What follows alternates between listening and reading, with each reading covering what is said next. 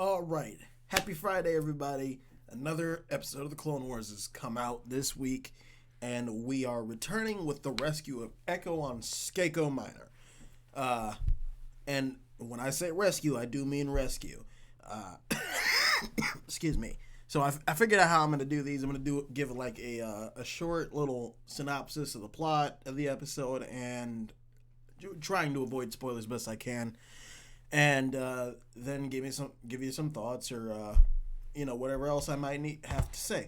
So Rex, Anakin, and the whole Bad Batch, they get to Echo, they get him out, and Tech starts to try to figure out how to unhook Echo from all these fucking all this machinery and these devices that he's been hooked into.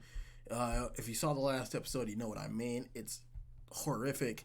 And they tried to figure it out without killing him. They managed to do so. As Wat Tambor and his associates from the Techno Union and like a shit ton of these new like Raptor droids start to surround their position. They managed to get out. Echo, now having access to all Techno Union data apparently, figures out a way to get him out. But in this little attempt to escape, the Techno Union does display off a new weapon, which, like the defoliator, is I suppose tuned to organics.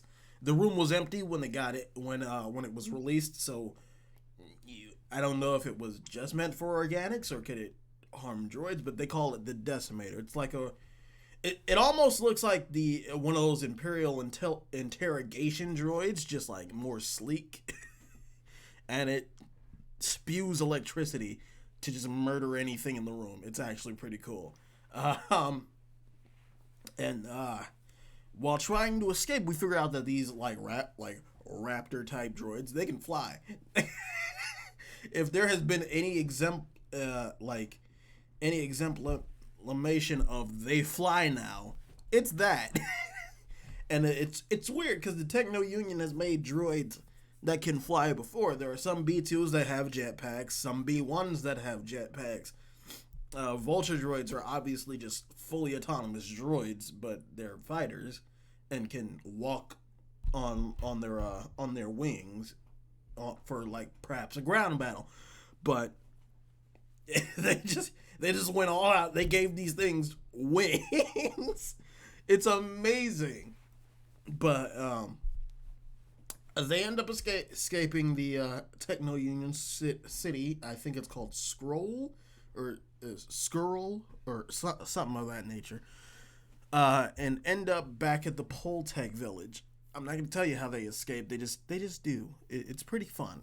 And they end up back at the Poltech village, convince the natives to help as reinforcements for the droids are being sent, and they kick ass, obviously. It gets a little brutal, but the Clone Wars has never shied away, at least towards the later seasons, to be a little brutal. And it gets there just a bit. Excuse me, it's still like early in the morning. So they finally, after defeating or in an attempt to rally the Poltech species to helping, Rex gives a little speech, and now I've seen one or two articles about it, basically calling it a man versus machine speech.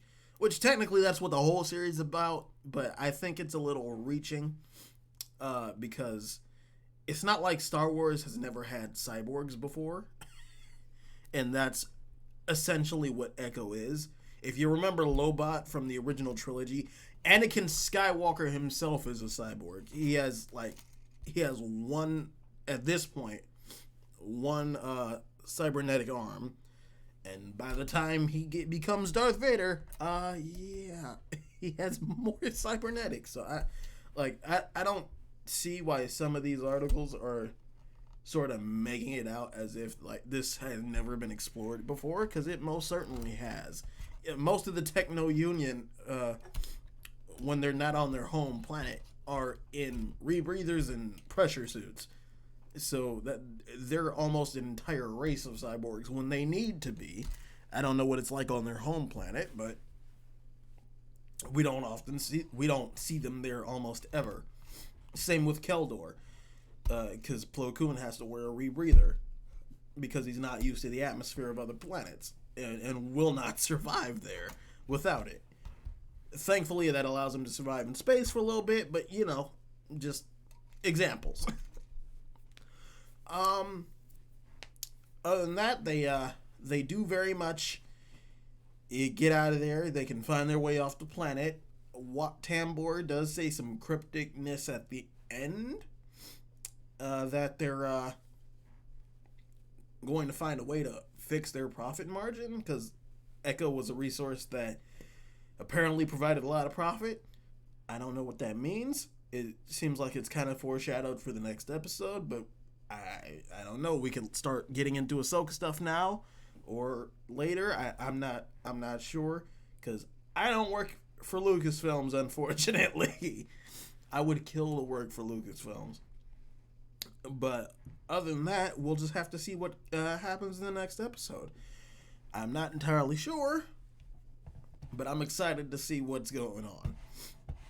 And, as for the action, we get some pretty good action, and I'm not going to say that the series prior has done a bad job showing what Jedi and Sith can do, but it seems like they spent a lot of time on one lightsaber or one action scene with Anakin. It seems like they spent a lot of time on it, and it paid off really well, because the fluidity, the animation, the actions his model does, it's just superb. It's superb. I love it. And if they keep like pouring, and I knew that if the Clone Wars ever came back with the resources of Disney, it's gonna be a lot better. At least like when it comes to the technical stuff, to animation, to lighting, cinematography, stuff like that. And they have not sacrificed story for that. So it's one of the few things that I am happy that Disney has done with Star Wars. I have not particularly hated all the new movies. I loved Rogue One and Solo. I had mixed feelings about The Last Jedi, but overall liked it. Again, mixed feelings about Rise of Skywalker. Overall liked it. I fucking loved Episode 7. So, as of right now, I do not have a hate boner for Disney. You can share your opinion with me in the comments. I am open it, because I will talk about Star Wars until I die, because that's just who I am. If you want to do that, go hit me up in the comments. Hit me up on Twitter. Let's discuss. Other than that, I thank you so very much for watching, ladies and gentlemen. I hope you enjoyed. I hope this was informative for you. Keep tuned in for the gaming stuff. I'm going to try to figure out some other things to do for the channel, and I thank you so very much.